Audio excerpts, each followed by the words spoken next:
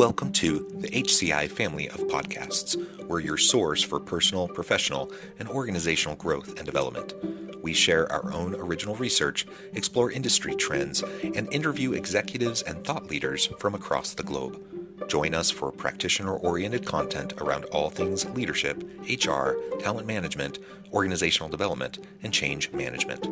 Maximize your personal and organizational potential with the HCI family of podcasts.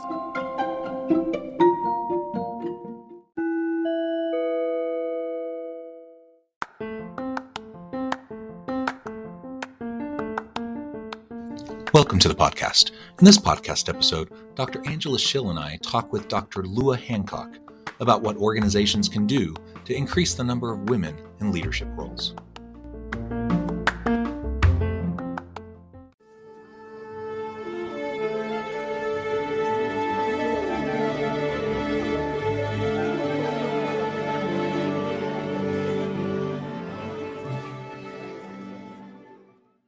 Dr. Lua Hancock, it is a pleasure to be with you. You're joining us from Florida. I'm joined by Dr. Angela Schill, and today we're going to be exploring what organizations can do to increase the number of women in leadership roles.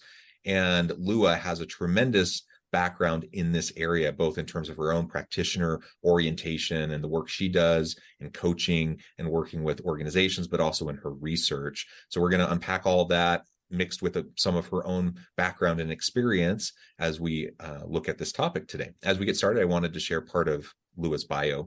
Dr. Lua Hancock specializes in providing consulting in areas of leadership, youth empowerment and engagement, change management, conflict resolution, emergency planning and response, assessment, and diversity, equity, and inclusion. She has worked with various Fortune 500 companies and higher education institutions from diverse sectors to facilitate towards values and goal creation, alignment, and success. Additionally, she works as a coach to industry leaders, assisting them with mindful, equitable, and impactful leadership. And that's just a really small nutshell of all the cool stuff you do.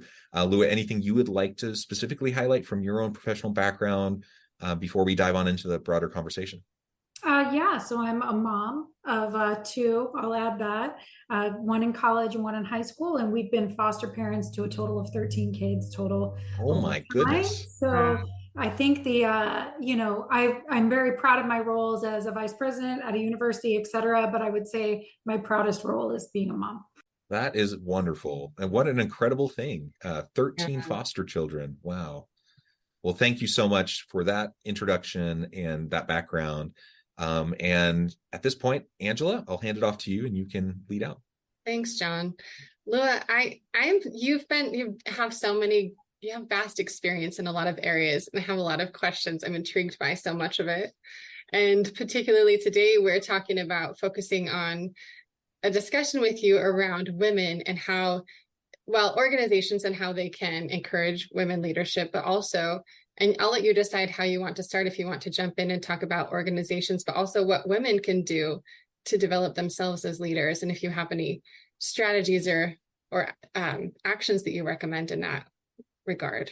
Yeah, so I'll just start by telling you a little bit about myself. I found that as I got my doctorate and I moved up in higher education, I more and more often found myself to be the only woman at tables, usually decision-making tables, and usually the youngest person and the only woman. So it was an interesting dynamic, and I've experienced all kind of things from that situation. And it really made me wonder about women's leadership and how could we grow women's leadership.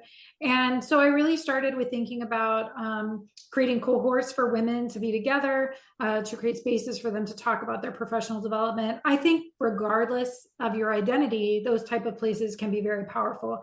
Just to have time, to make time to think about yourself, your leadership, your competencies, what skills you want to work on.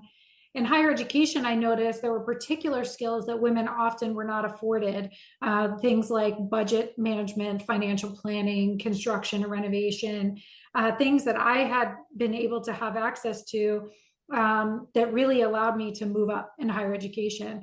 And so how can we get some of those skill sets to women as well? And I've done this women's leadership work for a long time and talk about things like work-life integration, kids and work, things that often when women are the only ones at the table and it's offered to have a meeting late or early, they hate to be the one to say, yeah, like I have a school pickup. But that's the reality as well for many of us as women leaders. I also found it really hard to find a mentor who was a woman leader in higher education who had had kids. Either they didn't have kids, they felt like that wasn't ever a thing they could do, or I was predominantly led by men. So when I went to Stetson University, I partially went there because the president and the provost were a woman, and I'd never had that experience of working for women leadership. And when I got there and started doing some research, I started to notice, like, yes, it's great to do women's development spaces, and I really believe in that work. Additionally, are we just trying to develop, ways that women can assimilate into a culture that wasn't created for them? And how do we start to look at the systemic work of, yes, women's development, leadership development, but women's leadership development, if not worded or done correctly, sounds a little bit like blaming the victim in this equity situation where women aren't at the table. So if we just lead them, if we just develop them up, they'll be ready to be at the table. And I actually don't believe in that at all. I think that although can I add, it's a deficit perspective, right? It's a deficit perspective. And that is so problematic for so many reasons. And I don't think it's necessarily ill-intentioned in many cases, but it really just creates an environment where you can't empower women and give them, have the opportunities. We got to build on the strengths and the what they bring to the table. And anyways, I think we just undermine the opportunities for women and what they can contribute when we take that kind of a perspective. I completely agree. I mean, if you look at what, especially today, let's say post-COVID, institutions are asking for, transparency, communication, knowing the senior leadership, work-life balance and integration, a deep understanding of transparency, authenticity. Studies have shown that women leaders are more likely to bring that. So there's actually a business case for the strength that women are bringing to the market, as opposed to just thinking about the deficit of the things that they always need to build. And I've been pretty tired in my career of men being like, could I just coach you up on something? And I realized that actually they were coaching me to lead in ways that were not natural to my feminist perspective. And so once I just embraced that, and I was like, you know what? I lead this way on purpose, but I'm happy to have a discussion with you. That has been really empowering for me. Can I just say, because I don't know, Angela, you can speak to this, but I feel like, at least I certainly try not to be like the typical like masculine, toxic masculinity type of male leader. And I have male leaders coaching me, and I feel a lot the same way, and it really ticks me off. And I know if I feel that way as a man being coached by a man that way, it must really tick off a woman being coached by a man that way. Well, we could go extreme. We could talk about the times I've been at a table where people have said like, oh, honey, higher ed made that decision before you were born, and all those moments. But I think most of them are unintentional, which is that the belief is that as you mature in your leadership style, you will get potentially more patriarchal or more separated between your life and work, or harder line about, and that just has not been what's worked for me. I have led teams that have had very, very high retention of staff, satisfaction of staff, goal attainment, and I believe it's because of my feminist leadership style. Yeah, and I think, just listening to this, I don't know that it's so much that women need training. I think that organizations need training. And so that's where my question is for you, in terms of what are some organizational structures and mechanisms that, you've mentioned studies, research that maybe supports this too, but what can organizations do to foster that shift in leadership? So not just trying to get women to match some patriarchal standard of leadership, but what can organizations do to appreciate the value of the kind of leadership that you've done that's been so successful? How can we integrate that and appreciate all forms of leadership that are effective? Yeah, well, I'll tell you where I realized how systemic it was, and then I'll give you some ideas of what we could do about it. I studied the 72 colleges and universities in the state of Florida, and I looked at their leadership boards, their cabinets, and I determined where were the sex differences in men and women, what roles were they playing. And one thing that I noticed, which is nationally a trend, and it is as well here in Florida, there's much more equity at community colleges and the college state system than there was in private schools. And I've worked in private schools my whole life. And so, for example, right now in the state of Florida is 9% women presidents in the state of Florida for private institutions. So I was like, how can community colleges do this? They have, and private schools can't. So there's something there. Then I also started reading about what's called the pipeline myth, which is this belief that there just aren't women in the pipeline, which is actually not true as well. In higher education, presidents these days predominantly come from the provost role, which is pretty gender equitable, actually, and from outside of higher education more often, which there's plenty of women leaders in the market as well. So once I got rid of kind of these myths of, then really it was the institution. What is the institution going to do about this? So the thing that I always recommend to institutions first is, do you even know your data? Do you know the gender equity and parity within your organizations? Or do you match what's happening in the market? And if you do, that's okay. Then let's strategize how to move on. So for example, I would be remiss if I didn't mention, so right now in higher education, for every white male dollar that's made, white women are making 81 cents on the dollar, even in the same positions. So there is a pay equity issue as well. And women of color are making 67 cents on the dollar. So the intersectionality issue is even worse. Men of color are making less than white women in higher education leadership as well. So there's lots of issues here. But to focus on the woman issue, do you even know your data? Is there salary equity based on position and market? Is there a difference in the ability for men and women faculty to get tenure and promotion? Is there a difference in the way that they're evaluated in the classroom by students? Is there built-in bias? And if there is, then how do we address it? But I can't tell you the amount of organizations I work with who don't even know their own data. So that's where we would start. That sounds, to me, thinking about that sounds overwhelming, but so necessary to know your own data, to know what's going on. Yeah, and the good thing is it wouldn't take 30 minutes for you to take your data and sort it in certain ways that you already have in your system. Yeah. And then if you decide that you're going to make a difference about it. So for example, if there's a woman president at an organization, the cabinet is much more likely to have pay equity. So why is that? A woman president is aware of it. So some of it is just mindfulness. Am I aware? Okay, now that I'm aware, what am I going to do with the data that I've found? One of the biggest things that I recommend is succession planning. Institutions overall are not great at succession planning. Succession planning can be an inclusion initiative. Plus, it's so smart for the organization. It's just an underutilized strategy. But we find that women are much less likely to get their first vice presidency at a different institution. Men can interview at a different institution, their first vice presidency, and be considered. But women more likely are to be hired as vice president if they already were a vice president. So as institutions, we should be looking to promote within, especially in areas where there's so little women, like CFOs, IT directors, athletic directors. It's shocking how few women are in those spaces. And then you have some of the opposite. Library deans are women, deans of nursing are women, diversity and inclusion people, predominantly women. In the state of Florida, it's 80-something%. Wow. So how can we make sure that we're also giving access to all different types of areas, to that? And if you're going to train women on things like business and finance, which is fine, maybe we have some of those gaps.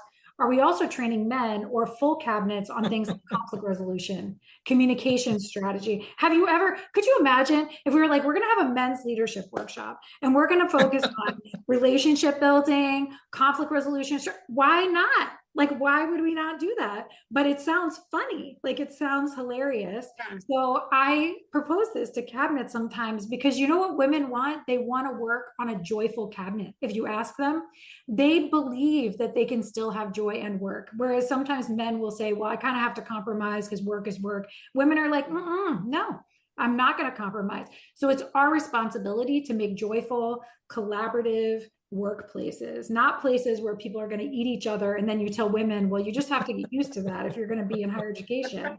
No, that's not true. It's our responsibility to create cultures that women want to be promoted within.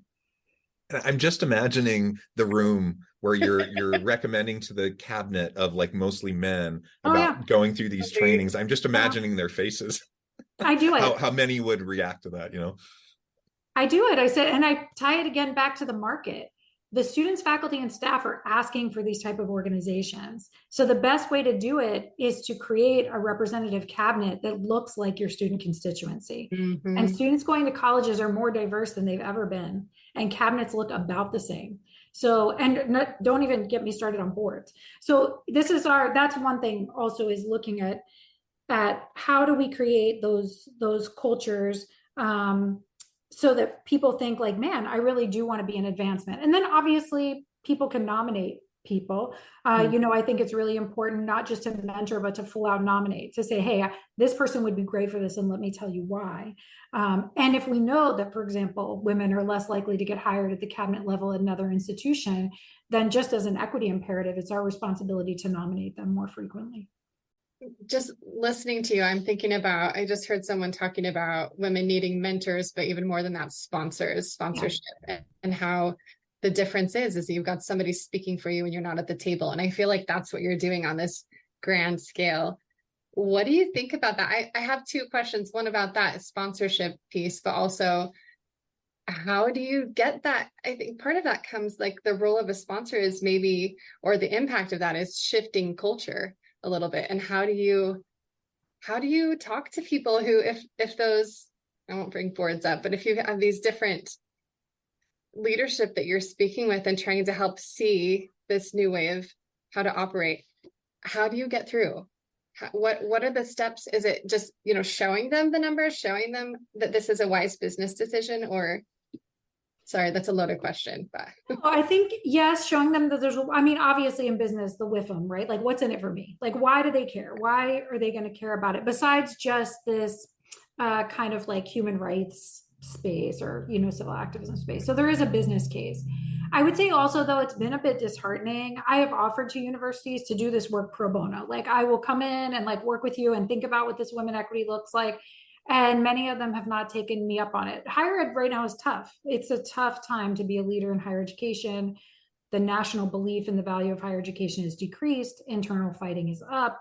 The votes of no confidence are up. Like, it is a tough place to be right now. And I totally respect that. So I think it's mostly like a time and prioritization issue. So what I'm trying to do right now in Florida, for example, although I presented to the presidents, I presented to all the presidents of the community colleges, it's been hard to get in with the private colleges and universities, which unfortunately are traditionally bound in more elitism, which is why I think there is less gender equity and racial equity in those spaces. So I went and met with the community college presidents, so many strong, amazing women who were super interested in this data and actually have a lot of equity on their campus already. But it's been hard to break through those spaces. So I've actually decided instead to talk predominantly to HR people and CDOs instead. They are the people on the ground doing the work. And by the way, they're predominantly women. So I think that's where we're going to try to start, to make some inroads. Yeah. From your perspective doing this work, how do you, I hear a little bit of, like, I feel disheartened listening to that it's hard to get into those spaces where, especially if there's elitism going on, and that then perpetuates these systems that don't work for the actual constituents, the students that are there. What are some, I don't know if it's research that you've done or read, or how do you stay motivated? And obviously you've talked about, you've shifted, you found the place where people are listening and making those changes. Do you have any stories about what that's looked like success-wise, or kind of what's kept you motivated and where you find that? Yeah, so equity work is about the long haul. There isn't, in my lifetime, I won't see the equity that I desire necessarily, but there are inroads that we can make. And I think data does speak to higher education. It's a place of education. So does research and data speak to them potentially? And then, there are times where, like, equity is everyone's work, but sometimes on cabinets, they don't know what that means. So being able to articulate to people, like, equity is where you do it at home. So are there policies in the way that we do leave or financial payout that are not benefiting women or inequitably benefiting women? Well, let's adjust those. So I really, where I find real motivation in my work is I'm able to work with individual leaders and help them realize what equity looks like in their job. People who really have the will, but they don't know, like, give me the operations of that. Like, what would that look like if I were to actually do this work internal to my area? What would that look like as a dean of the college and school? Well, as a dean, it would be knowing the racial and gender biases that are built into the student, evaluation system and the tenure and promotion system. Do you have the ability to pause tenure clocks? Pausing tenure clocks benefits women. It causes a level of equity, and it doesn't have to be that complicated of an issue. But as long as there is gender inequity in the way that we raise our children, then pausing tenure clocks and things like that are going to be beneficial in certain ways. So I'm motivated when I talk to people who are like, yeah, I want to do that more and more these days. Although I do love to do the individual women's leadership work, and I love to coach women who underestimate their power and their choice, and just look at their stuff and remind them how good and how ready they are, and give them the language to talk to this market. But mostly these days, I'm super motivated by the systemic work, because it's what I think is going to make the change over time. And I'm motivated by, I raised boys in my own house who, I've been able to influence in certain ways to be aware of equity issues around them, which to me is extremely important, because I am a mother of school children in Florida, where they have taken things out of the curriculum, where they have not allowed for certain rights for students. And they've literally removed, African American Studies AP courses and things. So I take a lot of pride in helping my students and my own kids to have raised awareness kind of what is happening in the world, and then what they individually can do about it. Oh, Can I note a couple things? First, we're in Utah, and I often think things are a bit crazy here. And then I remind myself, oh, but at least we're not Florida. It's a crazy time, shall I just say. It's really a challenging time to be talking about these issues in any space, but particularly in a higher ed space. It's challenging. Now, you talked about the systemic work, and maybe to just term it a different way, we have the disparate treatment versus the disparate impact types of discrimination and issues, equity issues that lots of people face, right? Different marginalized populations, women of color, women generally, right? And, a lot of times you bring up these types of issues and people will say, well, no, I'm not sexist. No, I'm not this or that or the other. And that may be true from the disparate treatment perspective of purposeful, intentional discrimination of someone based on their sex, right? But what happens in most organizations is there's all sorts of disparate treatment, disparate impact types of discrimination that occur. And that's all this systemic stuff. That's all the policies, practices, and procedures that are in place that disproportionately negatively impact women. Right. And that's the stuff that has to be dismantled. And it's really hard, especially when you have people, especially men often, who, when these things come up, they say, well, no, I'm not sexist. No, that's not what we're doing here. But it requires you to be willing to take a step back and actually look at it with a different set of lenses, I think. Any thoughts on how we can help that systemic work along, and are there ways of framing it up that are going to be, I don't know, more palatable to men in power? Well, I do agree with you. I don't think the majority of people sitting in power are looking to create inequitable systems or be biased against anybody. That has not been my experience. I think that though, when you look at your data, it will tell you specific things. And this is student data as well. I mean, of course, you're trying to create a system where all students feel like they belong, and then you pull the data and certain groups don't feel that way. That's disheartening. I mean, when you've done this as your work, you feel, so I'm trying to meet leaders right where they are. There's no judgment zone, but it is interesting. I don't want this to be the motivator, but I think right now there's also a risk mitigation motivator happening in higher education. Yeah. There's been some of these kind of class action level lawsuits by groups of faculty and staff, women at institutions recently, who have said, listen, we've been bringing up gender equity pay for 20 years and it hasn't changed. I don't want to sue my own institution, but what am I going to do? And I feel for those leaders. Do I think that president or board is sitting there saying oh, let's have, let's pay women? No, but they're also not paying attention enough, like you said, to all of these factors and levers that they can adjust. And it takes really smart work, and it takes teams of work. It takes HR professionals, inclusion professionals, and faculty leadership professionals sitting around in a non as much as possible emotional way. So you got to do your own work. You got to do your own inclusion work to figure out, why is all this stuff like making me feel a certain type of way? And then to say, okay, what would it be like if we moved this one measure over time? What would it take? And could we do that over a 6-month period? So one of the things I think that we can do as leaders is really help the institution break it down and make it feel manageable. Like that's really, I mean, and create goals that they're really, really proud of, that they can say, yeah, we could do these little few things over time. Most of it's awareness. I mean, I think in our own journey and in university journeys, it's just awareness. Are we even aware of what's happening? And then what one step would we take today to be able to make a small change? I do talk to boards, though. When I do talk to them, I do talk to them about the risk issue. I mean, there is a real risk issue. And you don't want to set yourself up for that, to be known as the place that's not equitable or whatever. Instead, just do your due diligence in advance. Can I also ask about doing the real work versus the performative work? So like most organizations, most institutions nowadays have a chief diversity officer, or whatever term they use for that position. We do at our university as well. We have a very robust inclusion plan, a university-wide inclusion plan. Last time I looked, I think it had like 80 different categories with subpoints and like objectives, and like very, very thorough, right? So that's all wonderful. And I'm all for aspirational goals, and I'm all for reaching for the stars. But then there's also this, this point where people are looking at that and they're a little disillusioned, and they're thinking, okay, we have this document. Okay, we have this person who's in this position, but what's really happening? What changes are actually happening?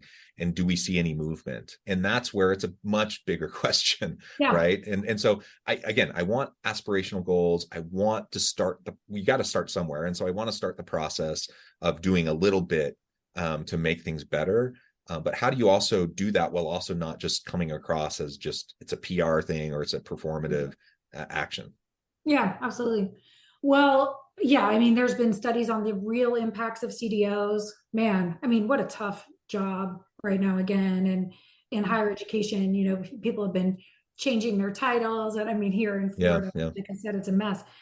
I guess so I'll give you a story here that was really impactful to me. So the day after the last presidential election, and regardless how you feel about the outcome, when Trump was elected, I had faculty and staff come in my office and say, like, what do I do? I don't agree with some of what's happening in our nation, but I don't know what I'm supposed to do about it. Should I advise a club or organization in the Multicultural Student Council, or should I do like GLBT work? And I was like, I don't know. Do you have any experience with that? Like, I'm not sure. But what I think the best thing they can do is to go home and do the quiet, hard inclusion work themselves. If you're a chemistry faculty member, what does that look like to make sure that there is equity and access and ability to graduate for the students who are in your program right now? What does that mean for the faculty who are in your program, for the curriculum design, for the authors that you're choosing to use and highlight, for your own knowledge, for your own networks, for how diverse your networks are? When we hire, part of the reason why we hire people who look like us is totally unintentional. It's because I post on my Facebook. And if my Facebook is predominantly people who look like me, then that's who are going to know about the job. So it's my responsibility to professionally diversify my network. And this doesn't have to be billboard work. This is like, I'm going to go home and do the daily work to try to bring equitable leadership, inclusive leadership into my job. And that's where I think we actually make the most change. It's not someone else's job. It's not the CDO's job. Now, the cabinet has to do something systemically, but where I found the work happen is the lone chemistry chair sitting in their office, looking at the data, figuring out how, if we have expanded access to students nationally, which we have, and faculty and staff have gotten more diverse, which is great. I'm proud of this country that there's more students with accessibility, potentially issues historically, who are on campuses. There's more first generation college students. There's more women. There's more students of color. What we haven't quite figured out is how to translate that into an end successful, like access is happening, which is great. But then what do we do with that? And that is individual people in their departments doing non-sexy, hard work to just try to move it. That's what I think is going to really make the difference, honestly, in this work, is making it a part of what we do. Not something I have to talk about or whatever, but just my responsible job, like just how I do my work. Embedding it into everything we do. Yeah. Yeah. Well, Lua, this has just been a great conversation. I know the time, we're going to have to let you go here in a minute, but before we wrap things up, I just wanted to give you a chance to share with the audience how they can connect with you, find out more about the good work that you're doing, and then give us a final word on the topic for today. Sure. So I'm easy to find on LinkedIn, Lua Hancock. There aren't a lot of us, so I'm easy to find.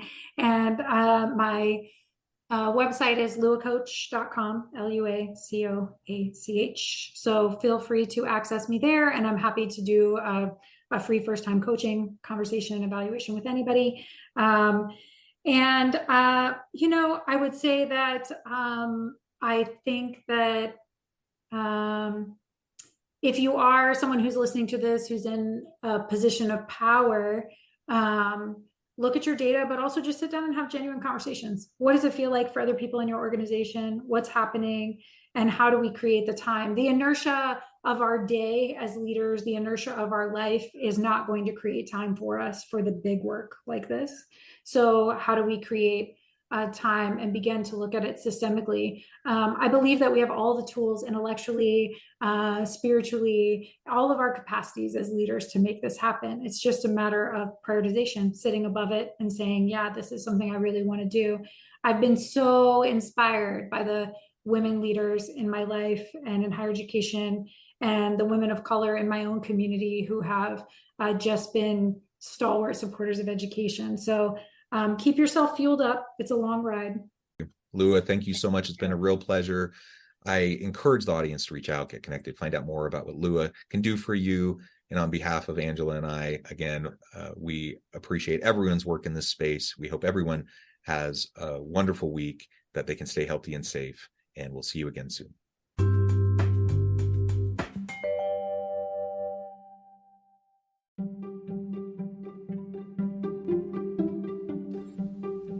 Thanks for joining us for this episode of the podcast.